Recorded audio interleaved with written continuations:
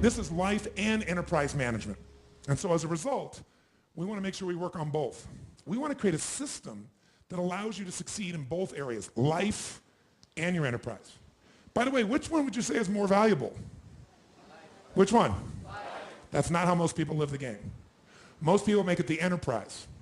And as they make it the enterprise, they wake up and they have a tremendous amount of economic success if they're successful. And what's ironic is what makes you successful may not make you fulfilled. And so there's a big pull in our culture to go for what's most successful, what will reward you culturally with respect or acknowledgement or stars on your chart or economic rewards, thinking that will give us freedom. But how many of you have been very successful in business and not been free, i.e., your business, as it got more successful, demanded even more from you? How many of you have had this experience? Say aye. So what I want to really make sure that comes out of this is an evaluation of what your real gifts are that are going to fulfill you. Because many of you are living a script around your life that involves having an enterprise when really that may not be your true nature. That's not to say you can't do it. It just means you can do it and you'll be stressed out of your life, stressed out of your mind. And so one of the things we want to find out is how much of that is natural as a problem, how much of that is maybe unnatural.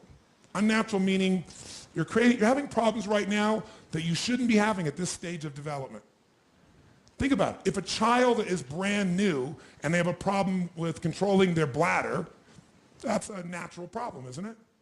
But if you're 50 and you have this problem, you got a challenge. If a brand new business has a cash flow challenge, it's a problem, but it's a natural problem.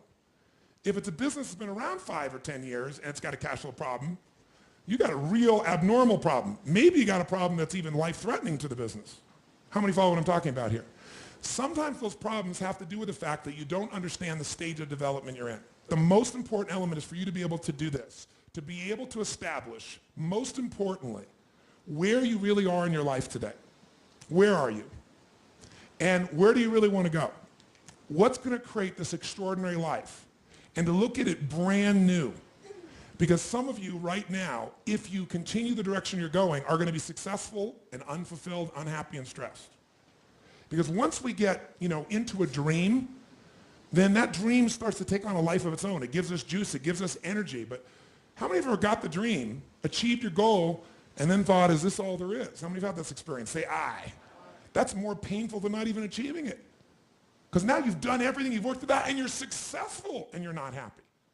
So for some of you, you're going to need to take a look at that. Michael Gerber, the guy that wrote the E-Myth, talks about why so many businesses, young businesses fail. And one of the things he says is most people are not really entrepreneurs, but they think that's what they should be. They think that's the sexy thing. That's the most attractive thing. That's the best answer. And what I say to you is you got to separate the vehicle from the outcome. What is it that's going to truly fulfill you? What is it that's going to give you that extraordinary life?